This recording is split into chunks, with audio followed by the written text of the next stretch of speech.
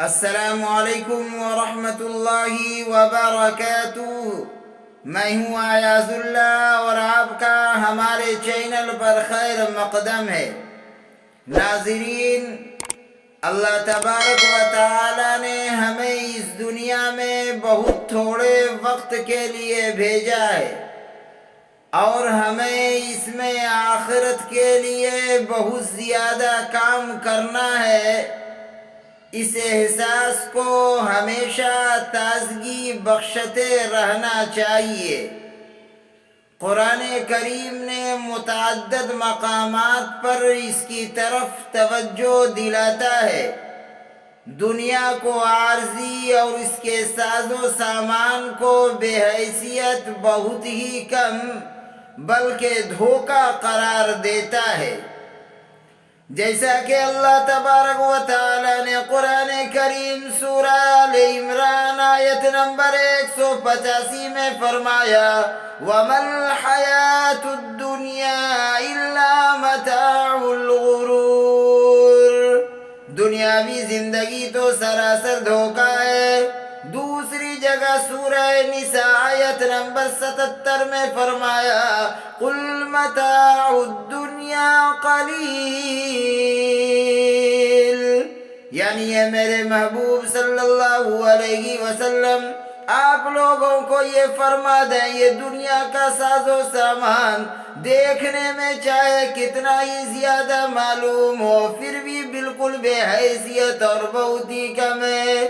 قرآن کریم نے تیسری جگہ سورہ غافر آیت نمبر 39 میں فرمایا یا قوم انما هذه الحیاة الدنیا متاع وان الآخرة هی دار القرار، اے میری قوم، یہ دنیا کی زندگی چند روزہ ہے اور آخرت ہمیشہ ہمیشہ اور باقی رہنے کی جگہ ہے۔ قرآن کریم کی ان آیات سے یہ معلوم ہوا زندگی فانی ہے، ختم ہونے والی ہے، ناپائیدار ہے، چند دنوں کی ہے۔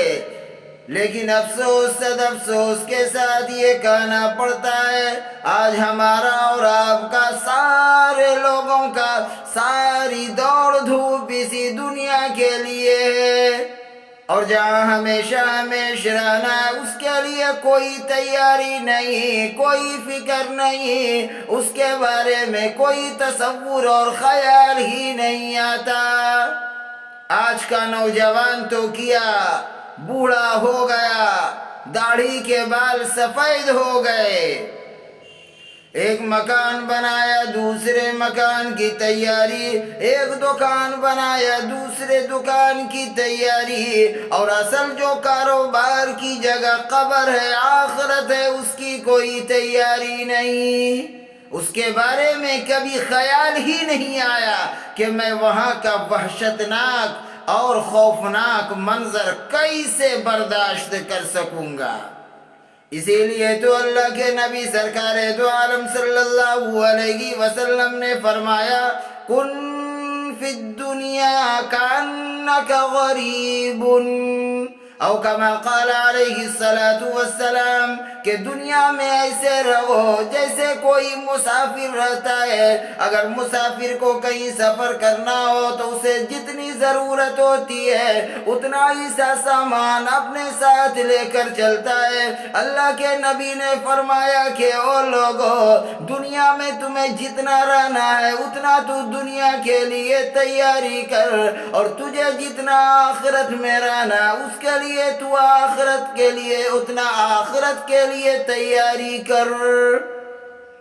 چنانچہ ایک حدیث صحیح بخاری کے اندر حدیث نمبر 6416 ہے، حضرت عبداللہ بن عمر رضی اللہ عنہما سے مروی ہے کہ رسول اللہ صلی اللہ علیہ وسلم نے مجھے کندھے سے پکڑا، فرمایا کہ اس دنیا میں ایسے رہو جیسے کوئی مسافر یا کوئی راہگیر رہتا ہے۔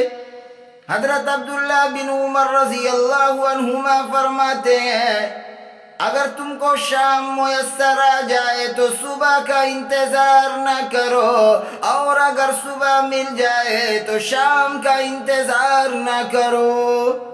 صحت اور زندگی سے پہلے، صحت اور زندگی کی حالت میں بیماری اور موت سے پہلے وہ کام کرو جو تمہیں موت کے بعد کام آنے والے ہیں۔